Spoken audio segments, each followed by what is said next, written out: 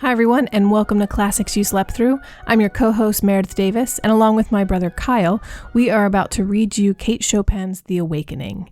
Now, I do want to say that there are some French words and some Creole words mixed in with all of the English words that we're about to read to you. So do pardon our French as we do our best to read to you. We have used an English translation from time to time. It does not change the meaning of the book, but it is most certainly easier to pronounce and easier to understand, at least for an English-speaking audience. So here we go. The Awakening by Kate Chopin, Chapter 1. A green and yellow parrot, which hung in a cage outside the door, kept repeating over and over, Allez-vous-en, allez-vous-en, sapristi. That's all right. He could speak a little Spanish, and also a language which nobody understood unless it was the mockingbird that hung on the other side of the door, whistling his fluty notes out upon the breeze with maddening persistence. Mr. Pontellier, unable to read his newspaper with any degree of comfort, arose with an expression of an exclamation of disgust. He walked down the gallery and across the narrow bridges which connected the Lebrun cottages one with the other. He had been seated before the door of the main house. The parrot and the mockingbird were the property of Madame Lebrun, and they had the right to make all the noise they wished. Mr. Pontellier had the privilege of quitting their society when they ceased to be entertaining. He stopped before the door of his own cottage, which was the fourth one from the main building and next to the last. Seating himself in a wicker rocker which was there, he once more applied himself to the task of reading the newspaper. The day was Sunday. The paper was a day old. The Sunday papers had not yet reached Grand Isle. He was already acquainted with the market reports, and he glanced restlessly over the editorials and bits of news which he had not had time to read before quitting New Orleans the day before. Mr. Pontellier wore eyeglasses. He was a man of 40, of medium height, and rather slender build. He stooped a little. His hair was brown and straight, parted on one side. His beard was neatly and closely trimmed. Once in a while he withdrew his glance from the newspaper and looked about him. There was more noise than ever over at the house. The main building was called the house, to distinguish it from the cottages. The chattering and whistling birds were still at it. Two young girls, the Farival twins, were playing a duet from Zampa upon the piano. Madame Lebrun was bustling in and out, giving orders in a high key to a yard boy whenever she got inside the house, and directions in an equally high voice to a dining-room servant whenever she got outside. She was a fresh, pretty woman, clad always in white with elbow sleeves. Her starched skirts crinkled as she came and went. Farther down, before one of the cottages, a lady in black was walking demurely up and down, telling her beads. A good many persons of the pension had gone over to the Cheniere Communale in Beaudelet's Lugger to hear Mass. Some young people were out under the water oaks playing croquet. Mr. Pontellier's 2 children were there, sturdy little fellows of 4 and 5. A quadroon nurse followed them about with a faraway, meditative air. Mr. Pontellier finally lit a cigar and began to smoke, letting the paper drag idly from his hand. He fixed his gaze upon a white sunshade that was advancing at a snail's pace from the beach. He could see it plainly between the gaunt trunks of the water oaks and across the stretch of yellow chamomile. The Gulf looked far away, melting hazily into the blue of the horizon. The sunshade continued to approach slowly. Beneath its pink-lined shelter were his wife, Mrs. Pontellier, and young Robert Lebrun. When they reached the cottage, the two seated themselves with some appearance of fatigue upon the upper step of the porch, facing each other, each leaning against a supporting post. "What a folly to bathe at such an hour in such heat!" exclaimed Mr. Pontellier. He himself had taken a plunge at daylight. That was why the morning seemed so long to him. "You are burnt beyond recognition," he added, looking at his wife as one looks at a valuable piece of property which had suffered some damage. She held up her hands, strong, shapely hands, and surveyed them critically, drawing up her lawn sleeves above the wrists. Looking at them reminded her of her rings, which she had given to her husband before leaving for the beach. She silently reached out to him, and he, understanding, took the rings from his vest pocket and dropped them into her open palm. She slipped them upon her fingers, then clasping her knees, she looked across at Robert and began to laugh. The rings sparkled upon her fingers. He sent back an answering smile. "What is it?" asked Pontellier, looking lazily and amused from one to the other. It was some utter nonsense, some adventure out there in the water, and they both tried to relate it at once. It did not seem half so amusing when told. They realized this, and so did Mr. Pontellier. He yawned and stretched himself. Then he got up, saying he had half a mind to go over to Klein's hotel and play a game of billiards. "Come, go along, Lebrun," he proposed to Robert. But Robert admitted quite frankly that he preferred to stay where he was and talk to Mrs. Pontellier. "Well, send him about his business when he bores you, Edna," instructed her husband as he prepared to leave. "Here, take the umbrella," she exclaimed, holding it out to him. He accepted the sunshade and, lifting it over his head, descended the steps and walked away. "Coming back to dinner?" his wife called after him. He halted a moment and shrugged his shoulders. He felt in his vest pocket. There was a $10 bill there. He did not know. Perhaps he would return for the early dinner, and perhaps he would not. It all depended upon the company which he found over at Klein's and the size of the game. He did not say this, but she understood it and laughed, nodding goodbye to him. Both children wanted to follow their father when they saw him starting out. He kissed them and promised to bring them back bonbons and peanuts. Chapter 2. Mrs. Pontellier's eyes were quick and bright, and they were a yellowish brown, about the color of her hair. She had a way of turning them swiftly upon an object and holding them there as if lost in some inward maze of contemplation or thought. Her eyebrows were a shade darker than her hair. They were thick and almost horizontal, emphasizing the depth of her eyes. She was rather handsome than beautiful. Her face was captivating by reason of a certain frankness of expression and a contradictory subtle play of features. Her manner was engaging. Robert rolled a cigarette. He smoked cigarettes because he could not afford cigars, he said. He had a cigar in his pocket, which Mr. Pontellier had presented him with, and he was saving it for his after-dinner smoke. This seemed quite proper and natural on his part. In coloring, he was not unlike his companion. A clean-shaved face made the resemblance more pronounced than it would otherwise have been. There rested no shadow of care upon his open countenance. His eyes gathered in and reflected the light and languor of the summer day.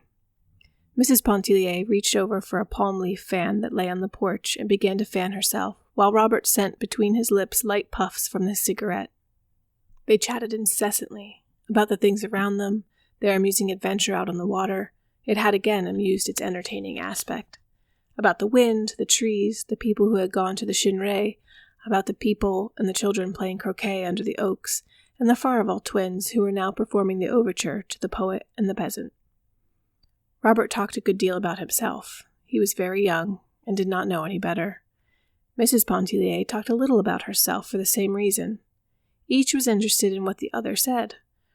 Robert spoke of his intention to go to Mexico in the autumn, where fortune awaited him. He was always intending to go to Mexico, but some way never got there.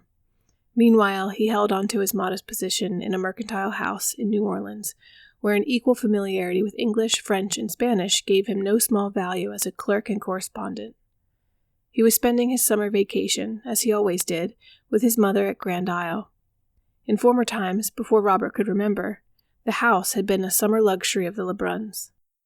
Now, flanked by its dozen or more cottages, which were always filled with exclusive visitors from the French Quarter, it enabled Madame Lebrun to maintain the easy and comfortable existence which appeared to her to be her birthright. Mrs. Pontellier talked about her father's Mississippi plantation and her girlhood home in the Kentucky bluegrass country. She was an American woman, with a small infusion of French, which seemed to have been lost in dilution. She read a letter from her sister who was away in the East, and who had engaged herself to be married. Robert was interested and wanted to know what manner of girls the sisters were, what the father was like, and how long the mother had been dead. When Mrs. Pontellier folded the letter, it was time for her to dress for the early dinner. "I see Léonce isn't coming back," she said, with a glance in the direction whence her husband disappeared. Robert supposed he was not, as there were a good many New Orleans clubmen over at Klein's. When Mrs. Pontellier left him to enter her room, the young man descended the steps and strolled over toward the croquet players, where, during the half-hour before dinner, he amused himself with the little Pontellier children, who were very fond of him. Chapter 3. It was 11 o'clock that night when Mr. Pontellier returned from Klein's hotel. He was in an excellent humor, in high spirits, and very talkative. His entrance awoke his wife, who was in bed and fast asleep when he came in. He talked to her while he undressed, telling her anecdotes and bits of news and gossip that he had gathered during the day. From his trouser pockets, he took a fistful of crumpled banknotes and a good deal of silver coin, which he piled on the bureau indiscriminately with keys, knife, handkerchief, and whatever else happened to be in his pockets. She was overcome with sleep and answered him with little half-utterances. He thought it very discouraging that his wife, who was the sole object of his existence, evinced so little interest in things which concerned him and valued so little his conversation. Mr. Pontellier had forgotten the bonbons and peanuts for the boys. Notwithstanding, he loved them very much, and went into the adjoining room where they slept to take a look at them and make sure they were resting comfortably. The result of his investigation was far from satisfactory. He turned and shifted the youngsters about in bed. One of them began to kick and talk about basketful of crabs. Mr. Pontellier returned to his wife with the information that Raoul had a high fever and needed looking after. Then he lit a cigar and went and sat near the open door to smoke it. Mrs. Pontellier was quite sure Raoul had no fever. He had gone to bed perfectly well, she said, and nothing had ailed him all day. Mr. Pontellier was too well acquainted with fever symptoms to be mistaken. He assured her the child was consuming at that moment in the next room. He reproached his wife with her inattention, her habitual neglect of the children. If it was not a mother's place to look after children, whose on earth was it? He himself had his hands full with his brokerage business. He could not be in two places at once, making a living for his family on the street and staying at home to see that no harm befell them. He talked in a monotonous, insistent way. Mrs. Pontellier sprang out of bed and went into the next room. She soon came back and sat on the edge of the bed, leaning her head down on the pillow. She said nothing, and refused to answer her husband when he questioned her. When his cigar was smoked out, he went to bed, and in half a minute he was fast asleep. Mrs. Pontellier was by that time thoroughly awake. She began to cry a little, and wiped her eyes in the sleeve of her nightgown. Blowing out the candle which her husband had left burning, she slipped her bare feet into a pair of satin mulets at the foot of the bed and went out on the porch, where she sat down in the wicker chair and began to rock gently to and fro. It was then past midnight. The cottages were all dark. A single faint light gleamed out from the hallway of the house. There was no sound abroad except the hooting of an owl in the top of a water oak, and the everlasting voice of the sea, that was not uplifted at that soft hour. It broke like a mournful lullaby upon the night. The tears came so fast to Mrs. Pontellier's eyes that the damp sleeve of her nightgown no longer served to dry them. She was holding the back of her chair with one hand. Her loose sleeve had slipped almost to the shoulder of her uplifted arm.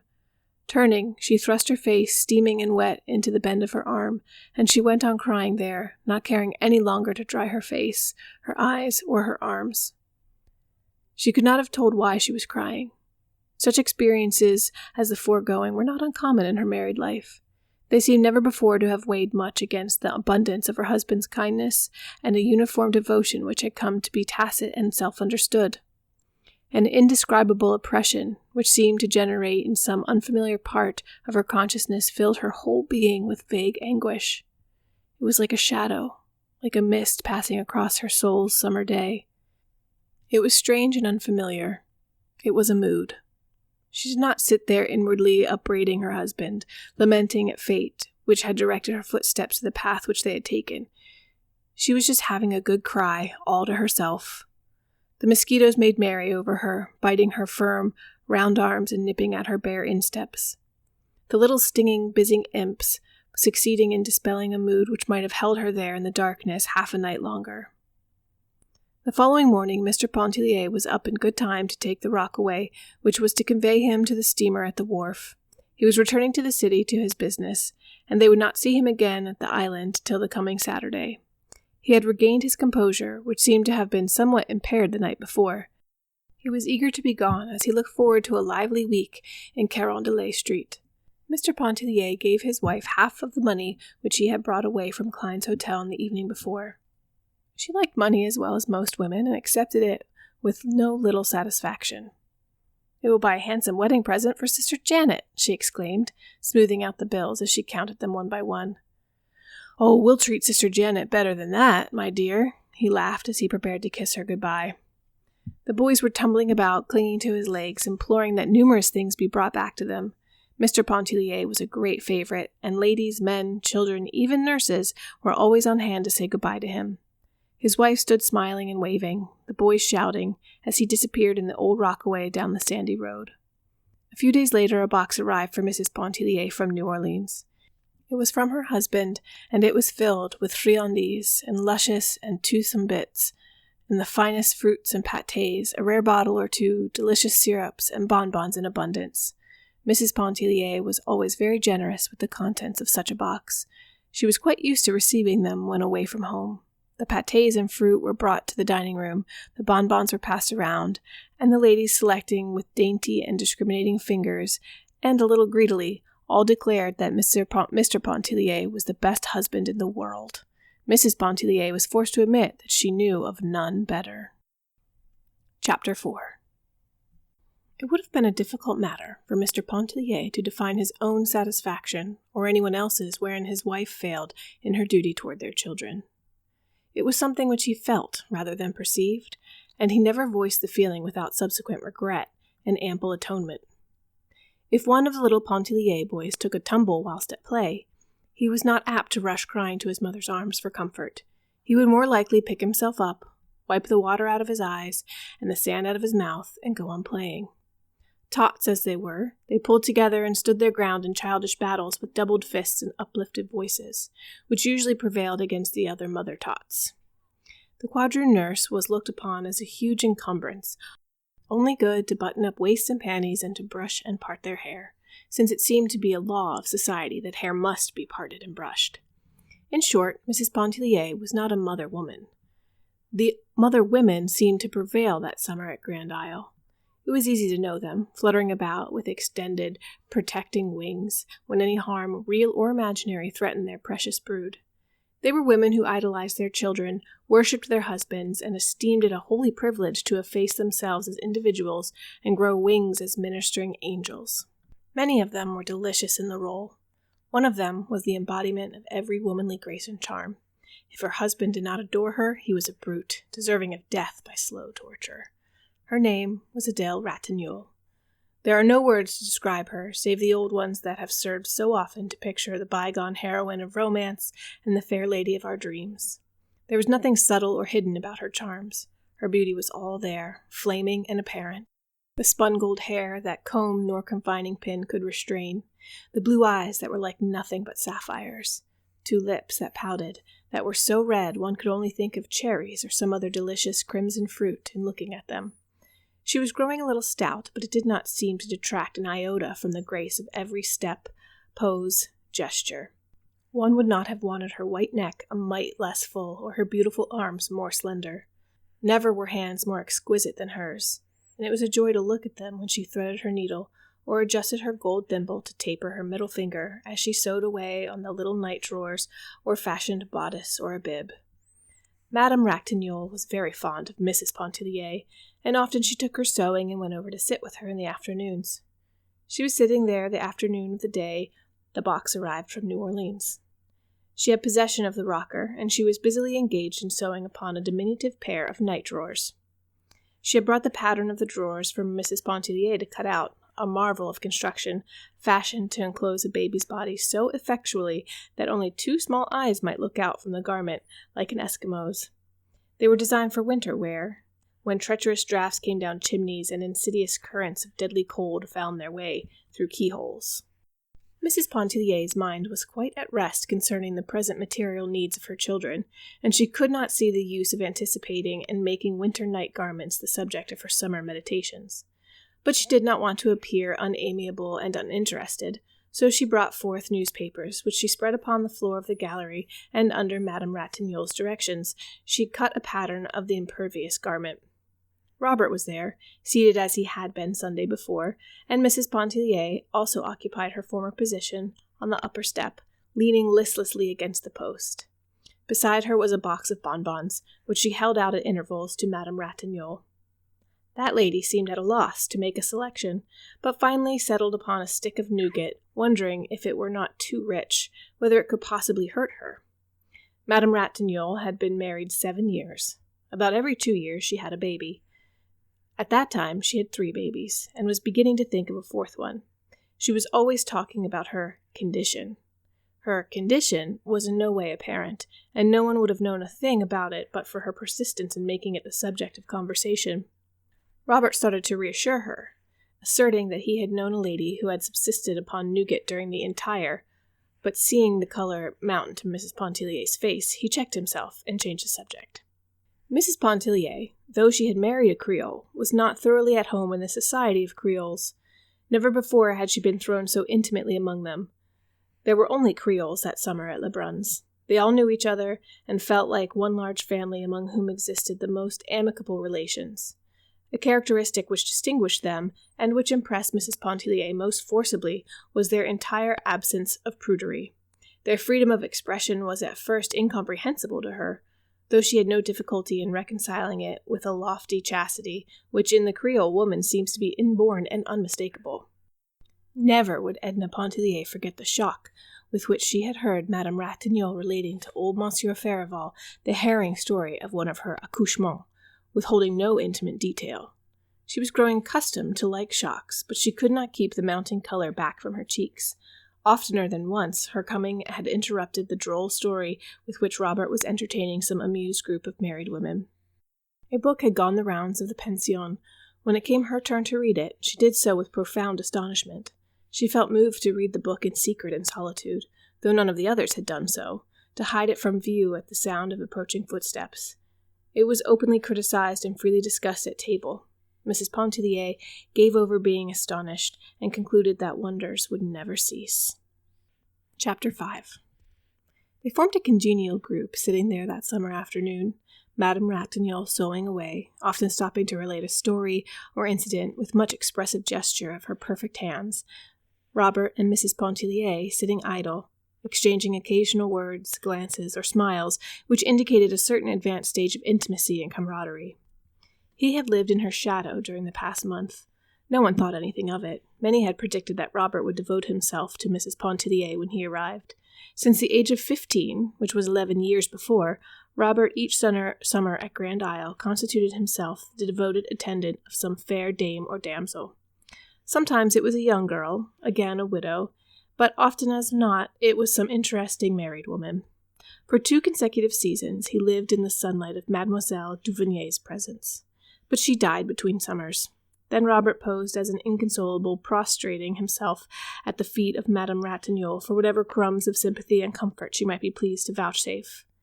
Mrs. Pontellier liked to sit and gaze at her fair companion as she might look upon a faultless Madonna. "Could anyone fathom the cruelty beneath that fair exterior?" murmured Robert. "She knew that I adored her once, and she let me adore her. It was, 'Robert, come and go, stand up, sit down, do this, do that, see if the baby sleeps, my thimble, please, that I left God knows where. Come and read Daudet to me while I sew.' Par exemple, I never had to ask. You were always there under my feet, like a troublesome cat." "You mean like an adoring dog, and just as soon as Ratignolle appeared on the scene, then it was like a dog. Passez, adieu, allez-vous-en." "Perhaps I feared to make Alphonse jealous," she interjoined, with an excessive naivete. That made them all laugh.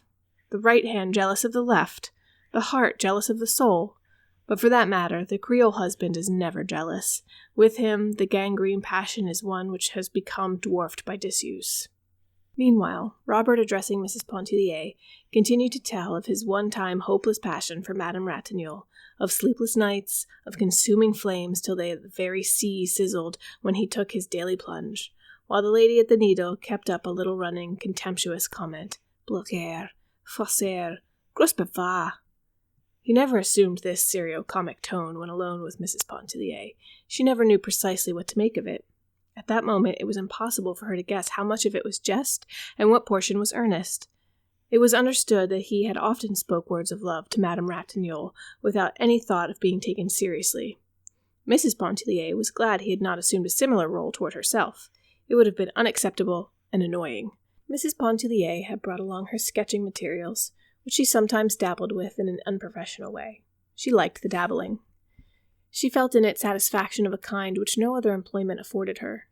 She had long wished to try herself on Madame Ratignolle. Never had that lady seemed a more tempting subject than at that moment, seated there like some sensuous Madonna, with the gleam of fading day enriching her splendid color. Robert crossed over and seated himself upon the step below Mrs. Pontellier, that he might watch her work. She handled her brushes with a certain ease and freedom which came not from long and close acquaintance with them, but from a natural aptitude. Robert followed her work with close attention, giving forth little ejaculatory expressions of appreciation in French, which he addressed to Madame Ratignolle. "Ah, but it's not bad. She knows what she's doing. She has ability, hasn't she?" During his oblivious attention, he once quietly rested his head against Mrs. Pontellier's arm. As gently she repulsed him. Once again he repeated the offense. She could not but believe it to be a thoughtlessness on his part, yet that was no reason she should submit to it. She did not remonstrate, except again to repulse him, quietly but firmly. He offered no apology. The picture completed bore no resemblance to Madame Ratignolle. She was greatly disappointed to find that it did not look like her, but it was a fair enough piece of work, and in many respects satisfying. Mrs. Pontellier evidently did not think so. After surveying the sketch critically, she drew a broad smudge of paint across its surface and crumpled the paper between her hands. The youngsters came tumbling up the steps, the quadroon following at a respectful distance which they required her to observe. Mrs. Pontellier made them carry her paints and things into the house. She sought to detain them for a little talk and some pleasantry, but they were greatly in earnest. They had only come to investigate the contents of the bonbon box. They accepted without murmuring what she chose to give them, each holding out 2 chubby hands, scoop-like, in the vain hope that they might be filled, and then away they went. The sun was low in the west, and the breeze soft and languorous that came up from the south, charged with the seductive odor of the sea. Children, freshly befur-bellowed, were gathering for their games under the oaks. Their voices were high and penetrating. Madame Ratignolle folded her sewing, placing thimble, scissors, and thread all neatly together in the roll, which she pinned securely. She complained of faintness. Mrs. Pontellier flew for the cologne water and a fan. She bathed Madame Ratignolle's face with cologne, while Robert plied the fan with unnecessary vigor. The spell was soon over, and Mrs. Pontellier could not help wondering if there were not a little imagination responsible for its origin, for the rose tint had never faded from her friend's face. She stood watching the fair woman walk down the long line of galleries, with the grace and majesty which queens are sometimes supposed to possess. Her little ones ran to meet her. 2 of them clung about her white skirts, the third she took from its nurse, and with 1,000 endearments bore it along in her own fond encircling arms. Though, as everybody well knew, the doctor had forbidden her to lift so much as a pin. "Are you going bathing?" asked Robert to Mrs. Pontellier. It was not so much a question as a reminder. "Oh, no," she answered, with a tone of indecision. "I'm tired. I think not." Her glance wandered from his face away towards the gulf, whose sonorous murmur reached her like a loving but imperative entreaty. "Oh, come," he insisted. "You mustn't miss your bath. Come on. The water must be delicious. It will not hurt you. Come." He reached up for her big, rough straw hat that hung on a peg outside the door and put it on her head. They descended the steps and walked away together towards the beach. The sun was low in the west, and the breeze was soft and warm. Chapter 6. Edna Pontellier could not have told why, wishing to go to the beach with Robert, she should in the first place have declined, and in the second place have followed in obedience to one of the 2 contradictory impulses which impelled her. A certain light was beginning to dawn dimly within her, the light which, showing the way, forbids it. At that early period it served but to bewilder her. It moved her to dreams, to thoughtlessness, to the shadowy anguish which had overcome her the midnight when she had abandoned herself to tears. In short, Mrs. Pontellier was beginning to realize her position in the universe as a human being, and to recognize her relations as an individual to the world within and about her. This may seem like a ponderous weight of wisdom to descend upon the soul of a young woman of 28, perhaps more wisdom than the Holy Ghost is usually pleased to vouchsafe to any woman. But the beginning of things, of a world especially, is necessarily vague, tangled, chaotic, and exceedingly disturbing. How few of us ever emerge from such a beginning? How many souls perish in its tumult? The voice of the sea is seductive, never ceasing, whispering, clamoring, murmuring, inviting the soul to wander for a spell in the abyss of solitude, to lose itself in mazes of inward contemplation. The voice of the sea speaks to the soul. The touch of the sea is sensuous, enfolding the body in its soft, close embrace. Chapter 7. Mrs. Pontellier was not a woman given to confidences, a characteristic hitherto contrary to her nature. Even as a child, she had lived her own small life all within herself. At a very early period, she had apprehended instinctively the dual life, that outward existence which conforms, the inward life which questions. That summer at Grand Isle, she began to loosen a little the mantle of reserve that had always enveloped her. There must have been, influences, both subtle and apparent, working in their several ways to induce her to do this, but the most obvious was the influence of Adèle Ratignolle. The excessive physical charm of the Creole had first attracted her, for Edna had a sensuous susceptibility to beauty. Then the candor of the woman's whole existence, which everyone might read, and which formed so striking a contrast to her own habitual reserve, this might have furnished a link. Who can tell what the metals the gods use in forging the subtle bond which we call sympathy, which we might as well call love? The two women went away one morning to the beach together, arm in arm, under the huge white sunshade. Edna had prevailed upon Madame Ratignolle to leave the children behind, though she could not induce her to relinquish a diminutive roll of needlework, which Adèle had begged to be allowed to slip into the depths of her pocket. In some unaccountable way, they had escaped from Robert. The walk to the beach was no inconsiderable one, consisting as it did of a long, sandy path, upon which a sporadic and tangled growth that bordered it on either side made frequent and unexpected inroads. There were acres of yellow chamomile reaching out on either hand. Further away still, vegetable gardens abounded, with frequent small plantations of orange or lemon trees intervening. The dark green clusters glistened from afar in the sun.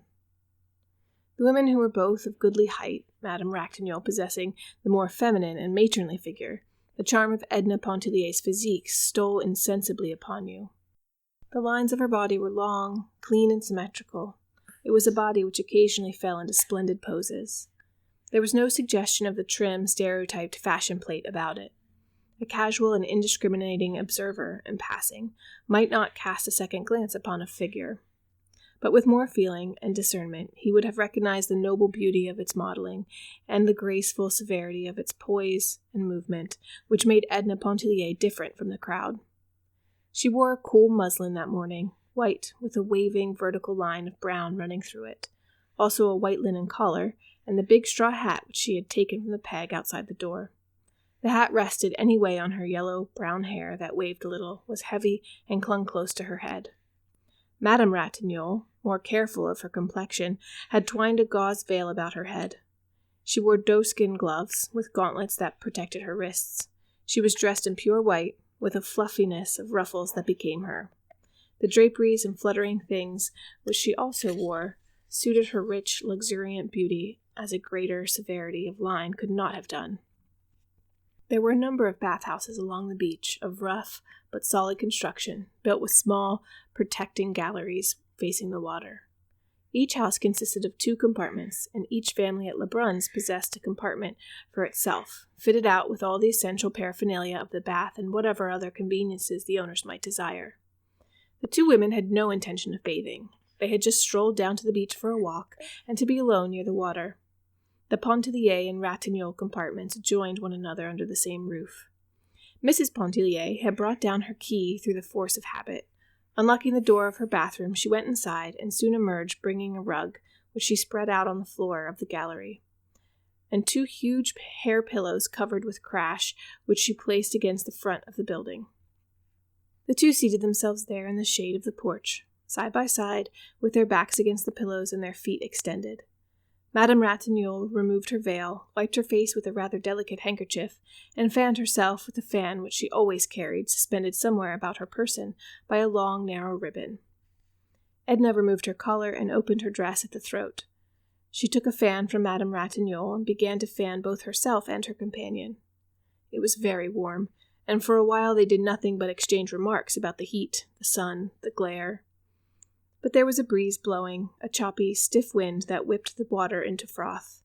It fluttered the skirts of the 2 women and kept them for a while engaged in adjusting, readjusting, tucking in, securing hairpins and hatpins. A few persons were sporting some distance away in the water. The beach was very still of human sound at that hour. The lady in black was reading her morning devotions on the porch of a neighboring bathhouse. 2 young lovers were exchanging their hearts' yearnings beneath the children's tent, which they had found unoccupied. Edna Pontellier, casting her eyes about, had finally kept them at rest upon the sea. The day was clear and carried the gaze out as far as the blue sky went. There were a few white clouds suspended idly over the horizon. A lateen sail was visible in the direction of Cat Island, and others to the south seemed almost motionless in the far distance. "Of what, are you thinking?" asked Adele of her companion, whose countenance she had been watching with a little amused attention, arrested by the absorbed expression which seemed to have seized and fixed every feature into a statuesque repose. "Nothing," returned Mrs. Pontellier with a start, adding at once, "How stupid. But it seems to me it is the reply we make instinctively to such a question.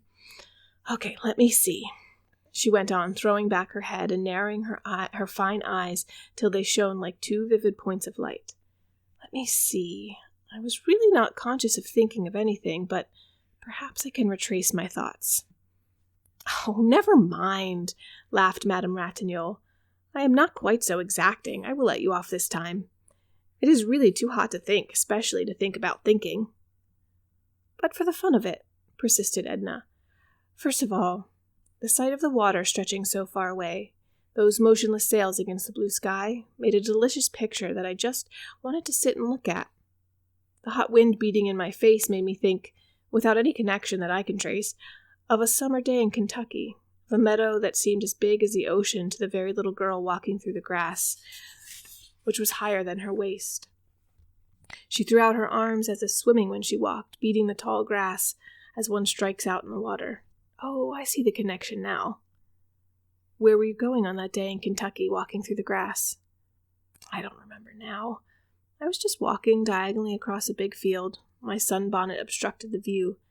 I could see only the stretch of green before me, and I felt as if I must walk on forever, without coming to the end of it.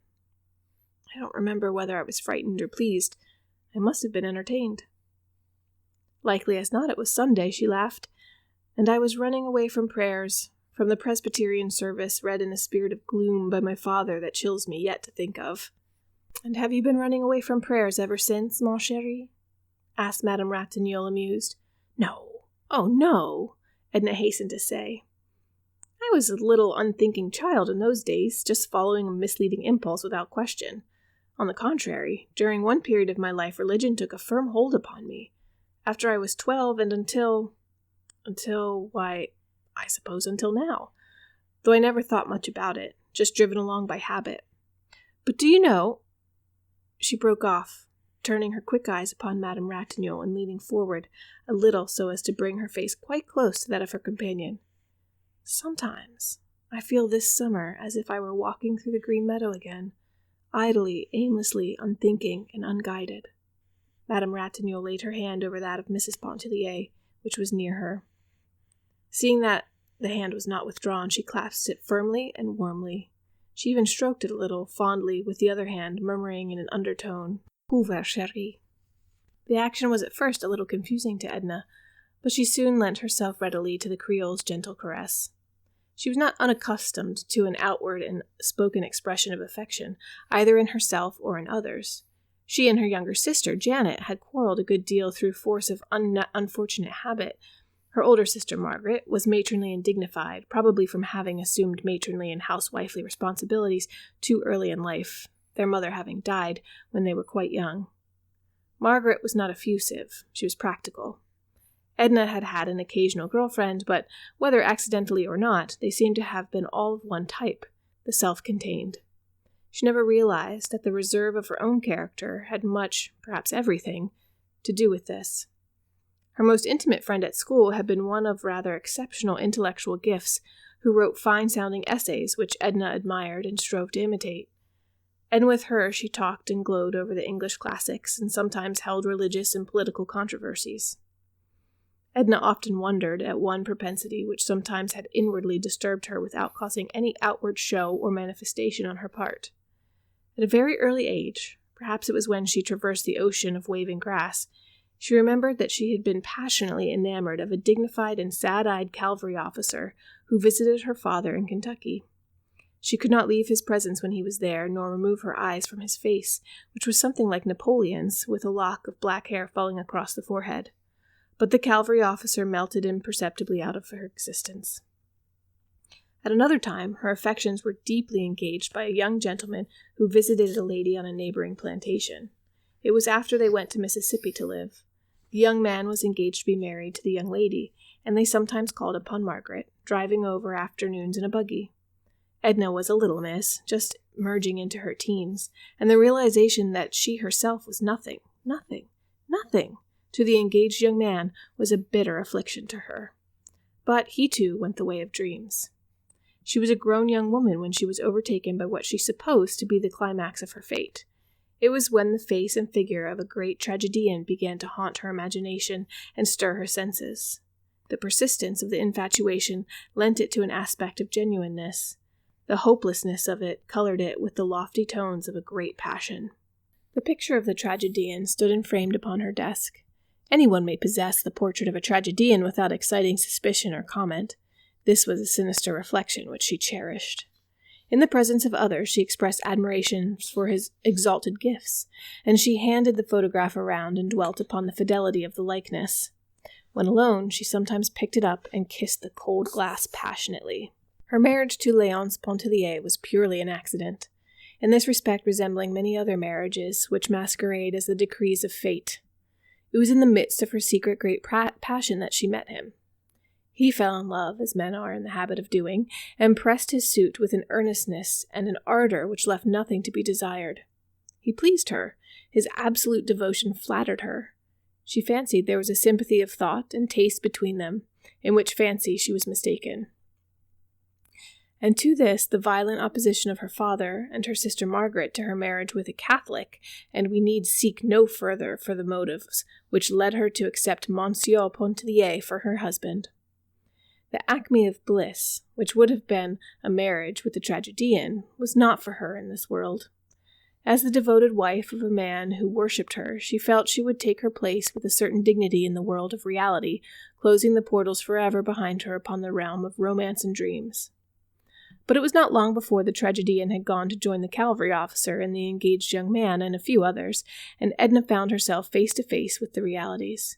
She grew fond of her husband, realizing with some unaccountable satisfaction that no trace of passion or excessive and fictitious warmth colored her affection, thereby threatening its dissolution. She was fond of her children in an uneven, impulsive way. She would sometimes gather them passionately to her heart.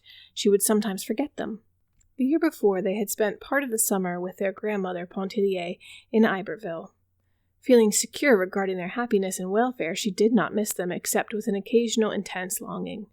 Their absence was a sort of relief, though she did not admit this, even to herself. It seemed to free her of a responsibility which she had blindly assumed, and for which fate had not fitted her.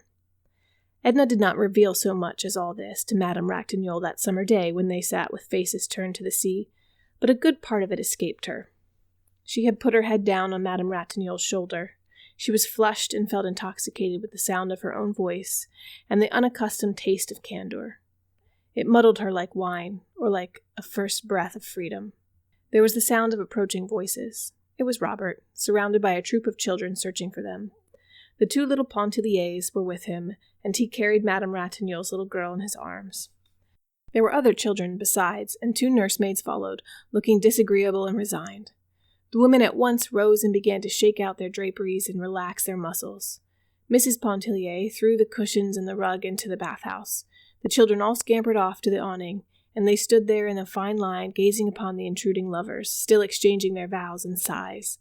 The lovers got up, with only a silent protest, and walked slowly away somewhere else. The children possessed themselves of the tent, and Mrs. Pontellier went over to join them. Madame Ratignolle begged Robert to accompany her to the house. She complained of cramping in her limbs and stiffness in her joints. She leaned draggingly upon his arm as they walked. Chapter 8. "Do me a favor, Robert," spoke the pretty woman at his side, almost as soon as she and Robert had started their slow homeward way. She looked up in his face, leaning on his arm beneath the encircling shadow of the umbrella which he had lifted. "Granted, as many as you like," he returned, glancing down into her eyes that were full of thoughtfulness and some speculation. "I only ask for one. Let Mrs. Pontellier alone." "Tens!" he exclaimed with a sudden boyish laugh. "Voilà, que Madame Ratignolle est jalouse." "Nonsense. I am in earnest. I mean what I say. Let Mrs. Pontellier alone." "Why?" he asked.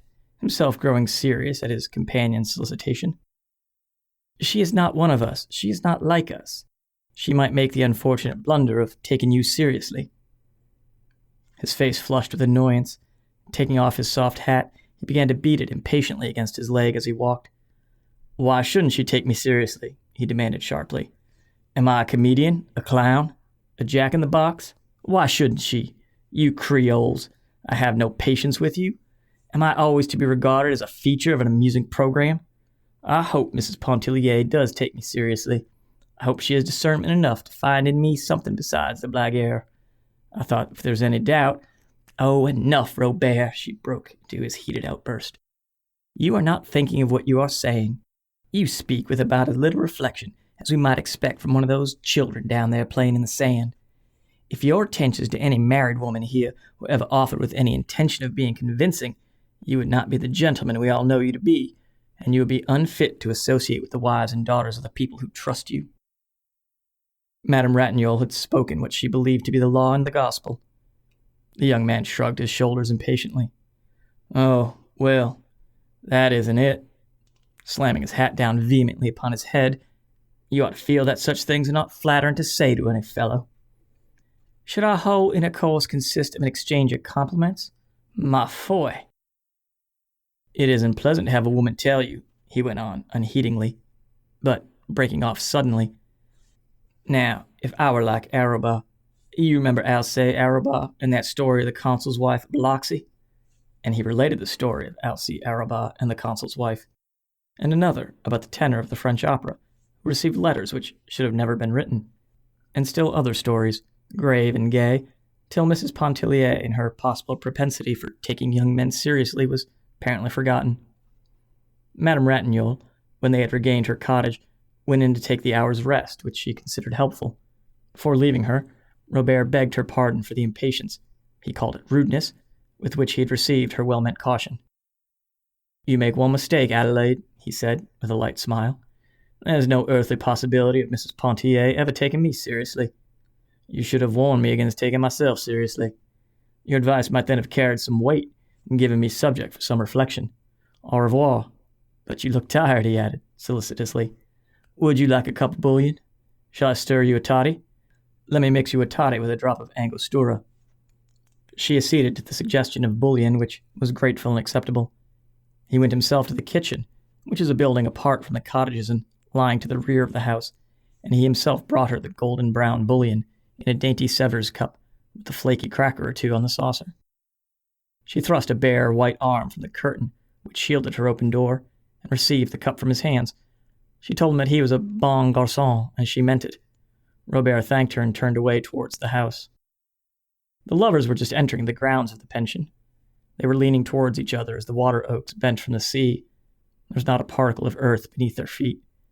Their heads might have been turned upside down, so absolutely did they tread upon blue ether. The lady in black, creeping just behind them, looked a trifle paler and more jaded than usual. There was no sign of Mrs. Pontellier and the children. Robert scanned the distance for any such apparition. They would doubtless remain away till the dinner hour.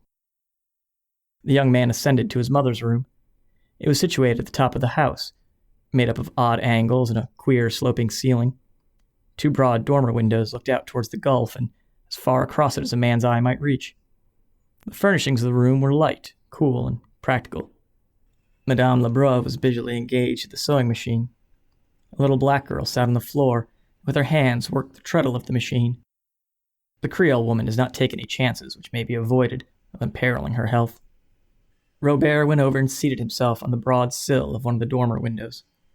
He took a book from his pocket and began energetically to read it, judging by the precision and frequency with which he turned the leaves. The sewing machine made a resounding clatter in the room. It was of a ponderous bygone make. In the lulls, Robert and his mother exchanged bits of desultory conversation. Where's Mrs. Pontellier? Down at the beach with the children. I promised to lend her the Goncourt. Don't forget to take it down when you go. It's there on the bookshelf over the small table. Clatter, clatter, bang, for the next 5 or 8 minutes. Where's Victor going with the Rockaway? The Rockaway? Victor? Yes, down there in the front. It seems to be getting ready to drive away somewhere. Call him. Clatter, clatter. Robert uttered a shrill, piercing whistle which might have been heard back at the wharf. He won't look up. Madame Lebrun flew to the window. She called, "Victor!" She waved a handkerchief and called again. The young fellow below got into the vehicle and started the horse off at a gallop. Madame Lebrun went back to the machine, crimson with annoyance. Victor was the younger son and brother, a monté, with a temper which invited violence and a will which no axe could break. Whenever you say the word, I'm ready to thrash any amount of reason into him that he's able to hold. If only your father had lived. Clatter, clatter, clatter, bang. It was a fixed belief with Madame Lebrun that the conduct of the universe and all things pertaining thereto would have been manifestly of a more intelligent and higher order had not Monsieur Lebrun had been removed to other spheres during the early years of their married life. What do you hear from Montel? Montel was a middle-aged gentleman whose vain ambition and desire for the past 20 years had been to fill the void which Monsieur Lebrun's taking off had left in the Lebrun household. Clatter, clatter, bang, clatter. I have a letter here somewhere. Looking in the machine drawer and finding the letter in the bottom of the work basket, he says to tell you he'll be in Veracruz at the beginning of next month. Clatter, clatter. And if you still have the intention of joining him, bang, clatter, clatter, bang. Why didn't you tell me so before, Mother? You know I wanted. Clatter, clatter, clatter. Do you see Mrs. Pontellier starting back with the children? She'll be in late to luncheon again. She never starts to get ready for the luncheon till the last minute. Clatter, clatter. Oh, where are you going? Oh, where'd you say the Goncourt was? Chapter 9. Every light in the hall was ablaze, every lamp turned as high as it could be without smoking the chimney or threatening explosion. The lamps were fixed at intervals against the wall, encircling the whole room. Someone had gathered orange and lemon branches, and with these fashioned graceful festoons between. The dark green of the branches stood out and glistened against the white muslin curtains which draped the windows, and which puffed, floated, and flapped at the capricious will of a stiff breeze that swept up from the Gulf. It was Saturday night, a few weeks after the intimate conversation held between Robert and Madame Ratignolle on their way from the beach. An unusual number of husbands, fathers, and friends had come down to stay over Sunday, and they were being suitably entertained by their families, with the material help of Madame Lebrun. The dining tables had all been removed to one end of the hall, and the chairs ranged about in rows and in clusters. Each little family group had its say and exchanged its domestic gossip earlier in the evening. There was now an apparent disposition to relax, to widen the circle of confidences, and give a more general tone to the conversation. Many of the children had been permitted to sit up beyond their usual bedtime. A small band of them were lying on their stomachs on the floor, looking at the colored sheets of the comic papers which Mr. Pontellier had brought down. The little Pontellier boys were permitting them to do so and making their authority felt. Music, dancing, and a recitation or two were the entertainments furnished, or rather offered. But there was nothing systematic about the program, no appearance of prearrangement, nor even premeditation. At an early hour in the evening, the Farival twins were prevailed upon to play the piano. They were girls of 14, always clad in the Virgin's colors, blue and white, having been dedicated to the Blessed Virgin at their baptism. They played a duet from Zampa, and at the earnest solicitation of everyone present, followed it with the overture to The Poet and the Peasant. Hollywood, sapristi! Shrieked the parrot outside the door. He was the only being present who possessed sufficient candor to admit that he was not listening to these gracious performances for the first time that summer. Old Monsieur Farival, grandfather of the twins, grew indignant over the interruption, and insisted upon having the bird removed and consigned to the regions of darkness. Victor Lebrun objected, and his decrees were as immutable as those of fate. The parrot fortunately offered no further interruption to the entertainment, the whole venom of his nature apparently having been cherished up and hurled against the twins in that one impetuous outburst. Later, a young brother and sister gave recitations, which everyone present had heard many times at winter evening entertainments in the city. A little girl performed a skirt dance in the center of the floor. The mother played her accompaniments, and at the same time watched her daughter with greedy admiration and nervous apprehension. She need have had no apprehension. The child was mistress of the situation. She had been properly dressed for the occasion in black tulle and black silk tights. Her little neck and arms were bare, and her hair, artificially crimped, stood out like fluffy black plumes over her head. Her poses were full of grace, and her little black shod toes twinkled as they shot out and upward with a rapidity and suddenness which were bewildering. But there was no reason why everyone should not dance. Madame Ratignolle could not, so it was she who gaily consented to play for the others. She played very well, keeping excellent waltz time and infusing an expression to the strains, which was indeed inspiring. She was keeping up her music on account of the children, she said, because she and her husband both considered it a means of brightening the home and making it attractive. Almost everyone danced but the twins, who could not be induced to separate during the brief period when one or the other should be whirling around the room in the arms of a man. They might have danced together, but they did not think of it. The children were sent to bed. Some went submissively, others with shrieks and protests as they were dragged away. They had been permitted to sit up till after the ice cream, which naturally marked the limits of human indulgence. The ice cream was passed around with cake, gold and silver cake, arranged on platters in alternate slices. It had been made and frozen during the afternoon back of the kitchen by two black women, under the supervision of Victor. It was pronounced a great success. Excellent if it had only contained a little less vanilla, or a little more sugar, or if it had been frozen a degree harder, and if the salt might have been kept out of the portions of it. Victor was proud of his achievement and went about recommending and urging everyone to partake of it to excess. After Mrs. Pontellier had danced twice with her husband, once with Robert and once with Monsieur Ratignolle, who was thin and tall and swayed like a reed in the wind when he danced, she went out on the gallery and seated herself on the low window-sill, where she commanded a view of all that went on in the hall and could look out towards the gulf. There was a soft effulgence in the east.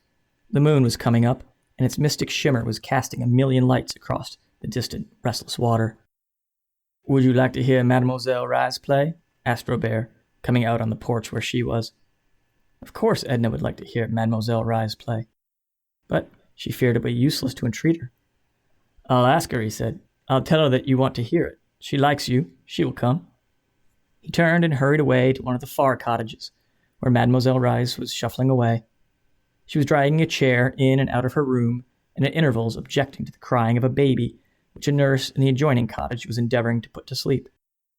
She was a disagreeable little woman, no longer young, who had quarreled with almost everyone, owing to it a temper which was self-assertive and a disposition to trample upon the rights of others. Robert prevailed upon her without any too great difficulty. She entered the hall with him during a lull in the dance. She made an awkward, imperious little bow as she went in. She was a homely woman, with a small, weazened face and body and eyes that glowed. She had absolutely no taste in dress, and wore a batch of rusty black lace with a bunch of artificial violets pinned to the side of her hair. "Ask Miss Pontellier what she would like me to play," she requested of Robert. She sat perfectly still before the piano, not touching the keys, while Robert carried her message to Edna at the window. A general air of surprise and genuine satisfaction fell upon everyone as they saw the pianist enter. There was a settling down and a prevailing air of expectancy everywhere. Edna was a trifle embarrassed at being thus signaled out for the imperious little woman's favor. She would not dare to choose, and begged that Mademoiselle Rise would please herself in her selections. Edna was what she herself called very fond of music. Musical strains, well rendered, had a way of evoking pictures in her mind. She sometimes liked to sit in the room of mornings when Madame Ratignolle played or practiced. One piece which that lady played, Edna had entitled Solitude. It was a short, plaintive, minor strain. The name of the piece was something else, but she called it Solitude. When she heard it, there came before her imagination the figure of a man standing beside a desolate rock on the seashore. He was naked. His attitude was one of hopeless resignation as he looked towards a distant bird winging its flight away from him. Another piece called to her mind a dainty young woman clad in an empire gown, taking mincing dancing steps as she came down a long avenue between tall hedges. Again, another reminded her of children at play, and still another of nothing on earth but a demure lady stroking a cat. The very first chords which Madame Rice struck upon the piano sent a keen tremor down Mrs. Pontellier's spinal column. It was not the first time she had heard an artist at the piano. Perhaps it was the first time she was ready, perhaps the first time her being was tempered to take an impress of the abiding truth. She waited for the material pictures which she thought would gather and blaze before her imagination. She waited in vain. She saw no pictures of solitude, of hope, of longing, or of despair. But the very passions themselves were aroused within her soul, swaying it, lashing it, as the waves daily beat upon her splendid body. She trembled. She was choking, and the tears blinded her. Mademoiselle had finished. She arose, and bowing her stiff, lofty bow, she went away, stopping for neither thanks nor applause. As she passed along the gallery, she patted Edna upon the shoulder. "Well, how did you like my music?" she asked. The young woman was unable to answer. She pressed the hand of the pianist convulsively. Mademoiselle Reisz perceived her agitation, and even her tears.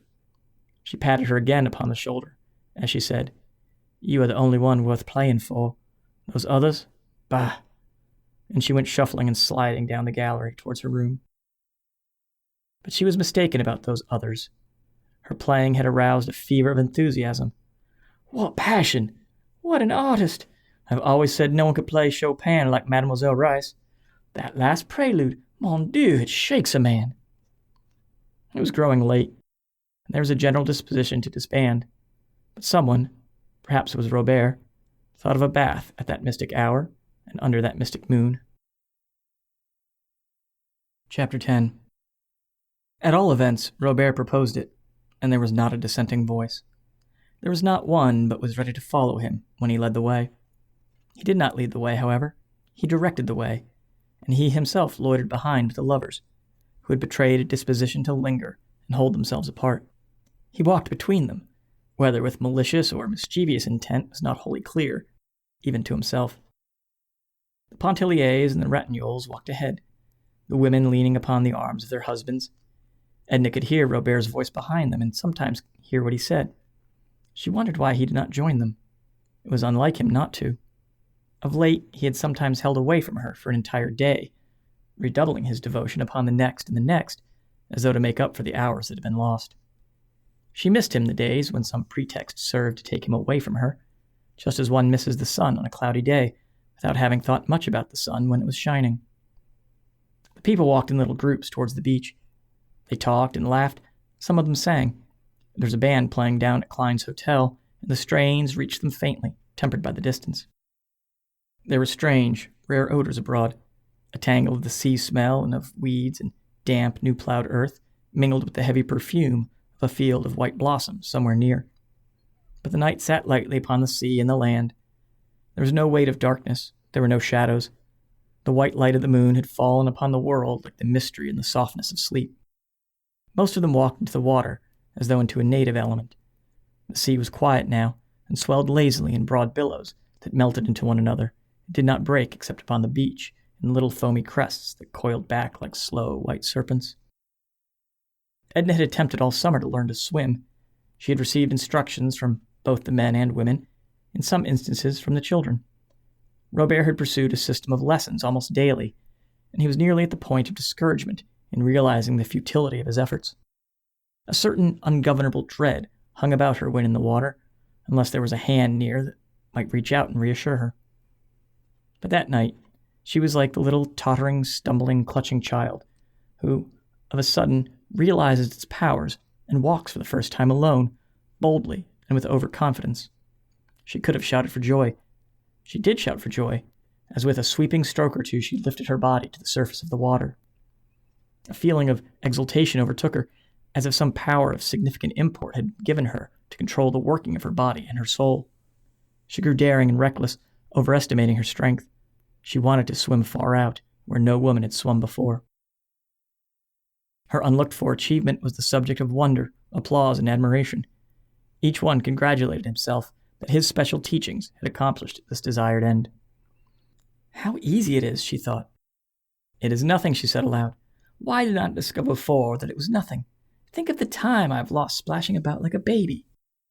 She would not join the groups in their sports and bouts, but, intoxicated with her newly conquered power, she swam out alone. She turned her face seaward to gather in an impression of space and solitude, which the vast expanse of water, meeting and melting with the moonlit sky, conveyed to her excited fancy. As she swam, she seemed to be reaching out for the unlimited in which to lose herself. Once she turned and looked towards the shore, toward the people she had left there. She had not gone any great distance. That is, what would have been a great distance for an experienced swimmer. But to her unaccustomed vision, the stretch of water behind her assumed the aspect of a barrier which her unaided strength would never be able to overcome. A quick vision of death smote her soul, and for a second of time appalled and enfeebled her senses. But by an effort, she rallied her staggering faculties and managed to regain the land. She made no mention of her encounter with death and her flash of terror, except to say to her husband, "I thought I should have perished out there alone."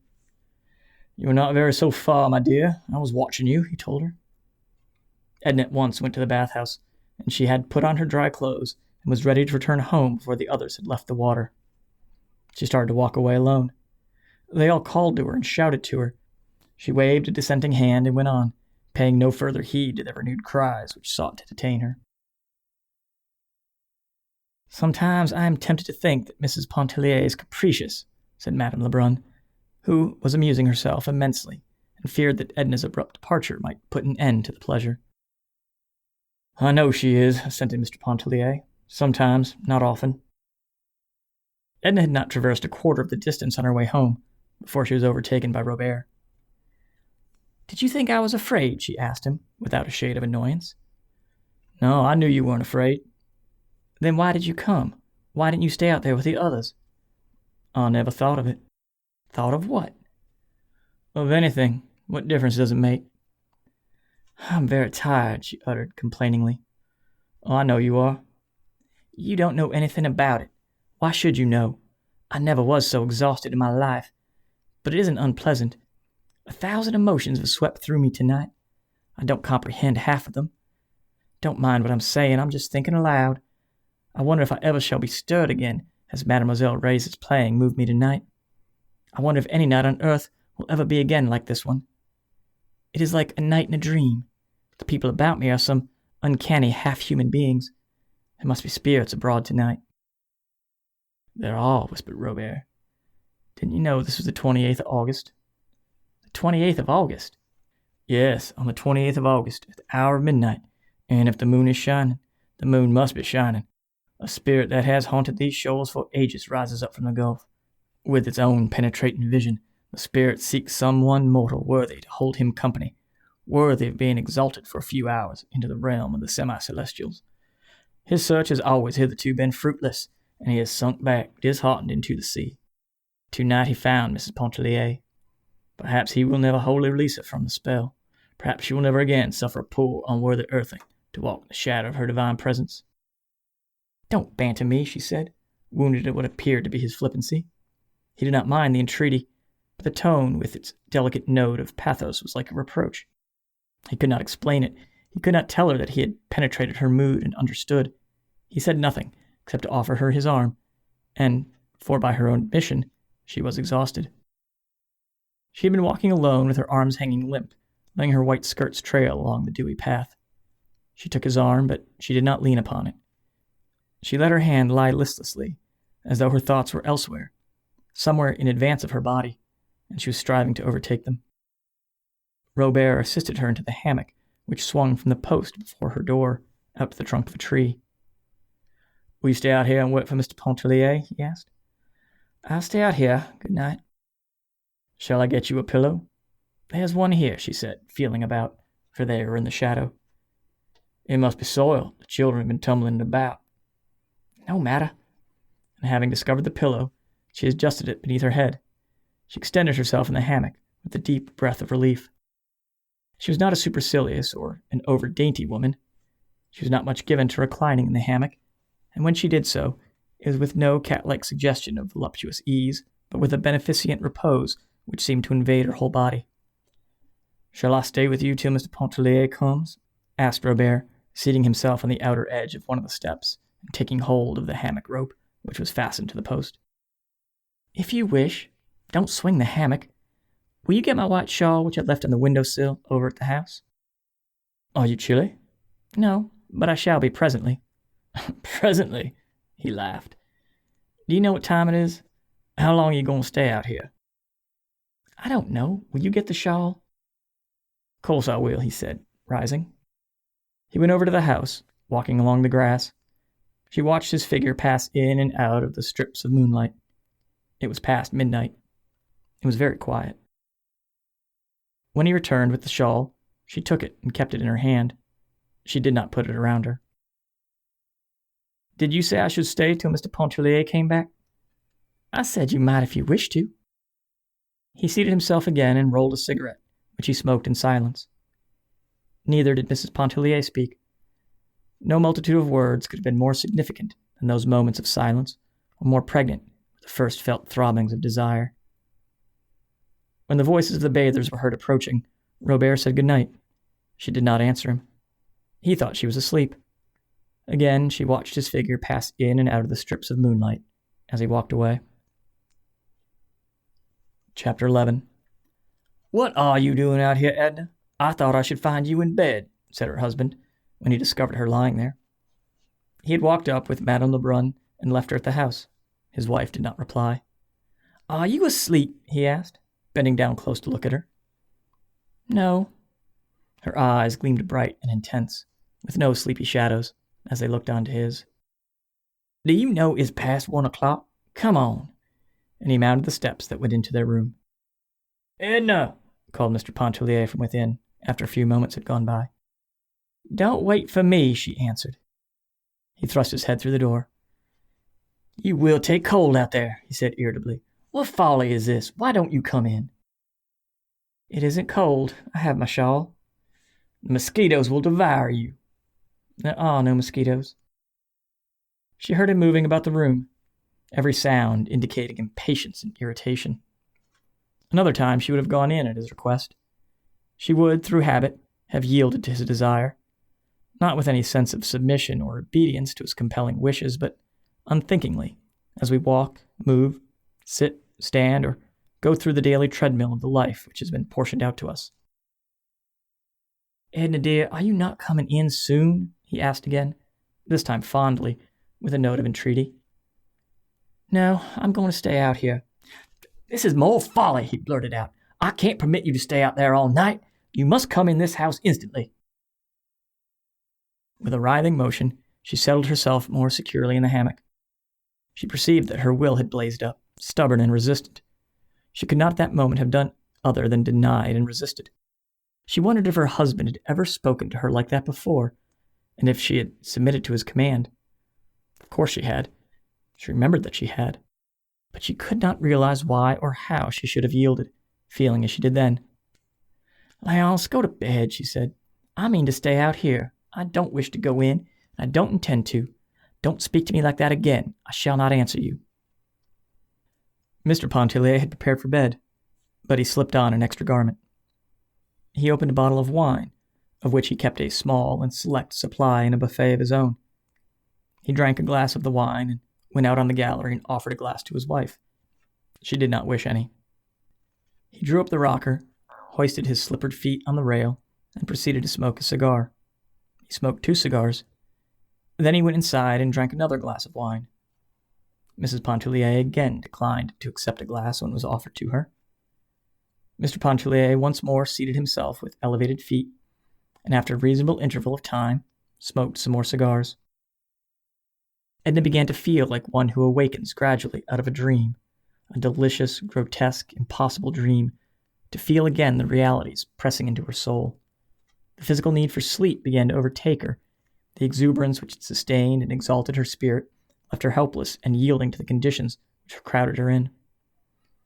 The stillest hour of the night had come, the hour before dawn, when the world seems to hold its breath.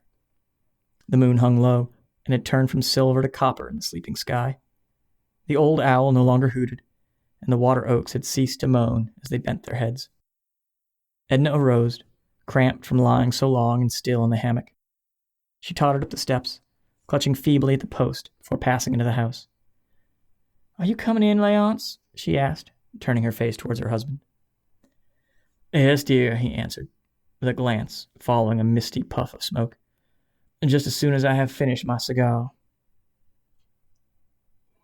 Chapter 12. She slept but a few hours. They were troubled and feverish hours, disturbed with dreams that were intangible, that eluded her, leaving only an impression upon her half-awakened senses of something unattainable. She was up and dressed in the cool of the early morning. The air was invigorating, and steadied somewhat her faculties. However, she was not seeking refreshment or help from any source, either external or from within. She was blindly following whatever impulse moved her, as if she had placed herself in alien hands for direction and freed her soul of responsibility. Most of the people at that early hour were still in bed and asleep. A few, who intended to go over to the Cheniere for Mass, were moving about. The lovers, who had laid their plans the night before, were already strolling toward the wharf. The lady in black, with her Sunday prayer book, velvet and gold clasped, and her Sunday silver beads, was following them at no great distance. Old Monsieur Farival was up and was more than half inclined to do anything that suggested itself. He put on his big straw hat and, taking his umbrella from the stand in the hall, followed the lady in black, never overtaking her. The little Negro girl who worked Madame Lebrun's sewing machine was sweeping the galleries with long, absent-minded strokes of the broom. Edna sent her up to the house to awaken Robert. "Tell him I'm going to the Cheniere. The boat's ready. Tell him to hurry." He had soon joined her. She had never sent for him before. She had never asked for him. She had never seemed to want him before. She did not appear conscious that she had done anything unusual in commanding his presence. He was apparently equally unconscious of anything extraordinary in the situation, but his face was suffused with a quiet glow when he met her. They went together back to the kitchen to drink coffee. There was no time to wait for any nicety of service. They stood outside the window, and the cook passed them their coffee in a roll, which they drank and ate from the windowsill. Edna said it tasted good. She had not thought of coffee, nor of anything. He told her he'd often noticed that she lacked forethought. "Wasn't it enough to think of going up to the Cheniere and waking you up?" she laughed. "Do I have to think of everything? As my aunt says when he's in a bad humor. I don't blame him. He'd never be in a bad humor if it weren't for me." They took a shortcut across the sands. At a distance they could see the curious procession moving toward the wharf. The lovers, shoulder to shoulder, creeping. The lady in black, gaining steadily upon them. Old Monsieur Farival, losing ground inch by inch. And a young, barefooted Spanish girl, with a red kerchief on her head and a basket on her arm, bringing up the rear. Robert knew the girl, and he talked to her a little in the boat. No one present understood what they said. Her name was Mariquita. She had a round, sly, piquant face and pretty black eyes. Her hands were small, and she kept them folded over the handle of her basket. Her feet were broad and coarse. She did not strive to hide them. Edna looked at her feet and noticed the sand and slime between her brown toes. Beaudelet grumbled because Mariquita was there, taking up so much room.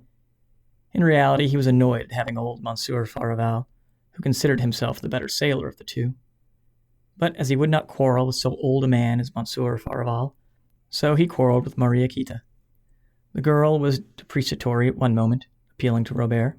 She was saucy the next, moving her head up and down, making eyes at Robert and making mouths at Beaudelet. The lovers were all alone. They saw nothing. They heard nothing. The lady in black was counting her beads for the third time. Old Monsieur Farival talked incessantly of what he knew about handling the boat and of what Beaudelet did not know on the same subject. Edna liked it all.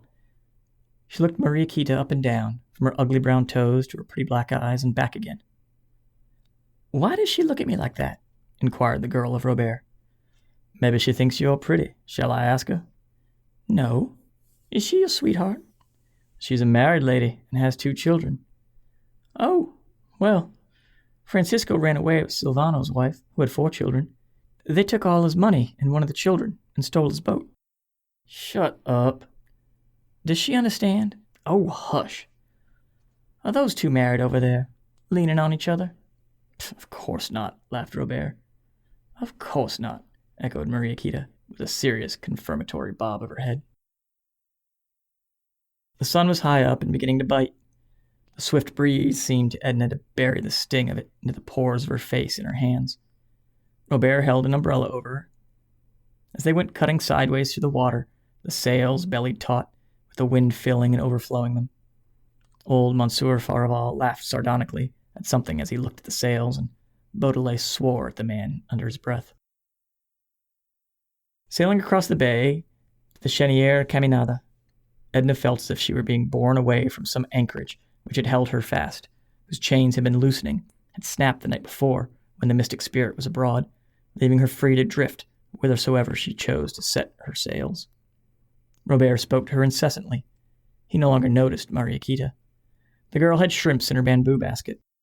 They were covered with Spanish moss. She beat the moss down impatiently and muttered to herself sullenly. "Let us go to Grande Terre tomorrow," said Robert in a low voice. "Well, what shall we do there?" "Climb up the hill to the old fort and look at the little wriggling gold snakes and watch the lizards sun themselves." She gazed away towards Grande Terre and thought she would like to be alone there with Robert, in the sun, listening to the ocean's roar and watching the slimy lizards writhe in and out among the ruins of the old fort. "And the next day or the next we can sail to Bayou Brulo," he went on. "What shall we do there?" "Anything. Cast bait for fish." "No, we'll go back to Grande Terre. Let the fish alone." "We'll go everywhere you like," he said. "I'll have my Tony come over and help me patch and trim my boat. We shall not need Baudelaire nor anyone. Are you afraid of the pirogue?" "Oh, no." "Then I'll take you some night in the pirogue when the moon shines. Maybe your Gulf spirit will whisper to you in which of these islands the treasures are hidden, direct you to the very spot, perhaps." "And in a day we should be rich," she laughed. "I'd give it all to you, the pirate gold and every bit of treasure we could dig up. I think you would know how to spend it. Pirate gold isn't a thing to be hoarded or utilized. It's something to squander and throw to the four winds for the fun of seeing the golden specks fly." "We'd share it and scatter it together," he said. His face flushed. They all went together up to the quaint little Gothic church of Our Lady of Lourdes, gleaming all brown and yellow with paint in the sun's glare. Only Baudelaire remained behind, tinkering at his boat, and Mariquita walked away with her basket of shrimps, casting a look of childish ill humor and reproach at Robert from the corner of her eye. This is Classics You Slept Through. Thanks for listening to the first 12 chapters of The Awakening by Kate Chopin. On behalf of my brother and myself, thanks for listening, and tune in next week when Kyle and I will discuss what you just listened to. Until then, stay awake and keep reading.